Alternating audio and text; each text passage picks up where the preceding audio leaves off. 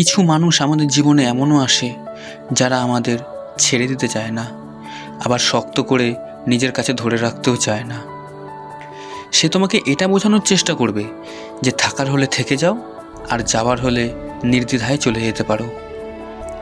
তারা তোমায় আগলেও রাখবে না, আবার ছেড়ে দিতেও চাইবে না।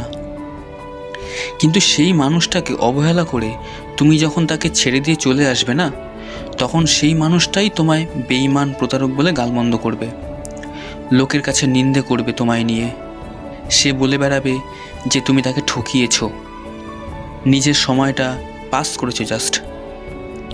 কিন্তু সত্যি তো এটাই যে তুমি চেয়েও তার জীবনে কোনোদিন প্রায়োরিটি হতে পারোনি, বরং শুধু অপশান হয়ে থেকে গেছো। তুমি অপশান ছিলে, তুমি অপশানই থাকতে। তার যখন তোমায় প্রয়োজন, সে তোমায় তখন কাছে টেনেছে, আবার সুযোগ ফুরিয়ে যাওয়া মাত্রই তোমায় দূরে ঠেলে দিয়েছে। কিন্তু যখন তোমায় তার দরকার ছিল, তখনই সে তোমায় অবহেলা করেছে।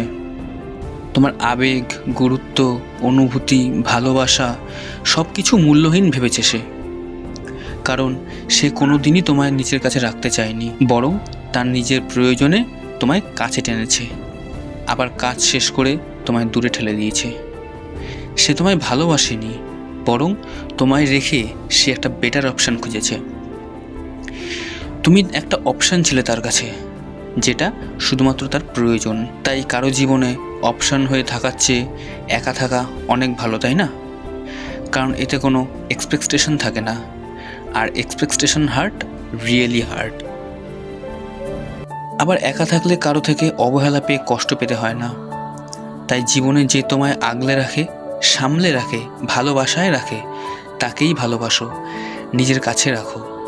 আর যার থেকে তুমি শুধুমাত্র অপশান, তাকে কষ্ট হলেও ছেড়ে দাও প্লিজ।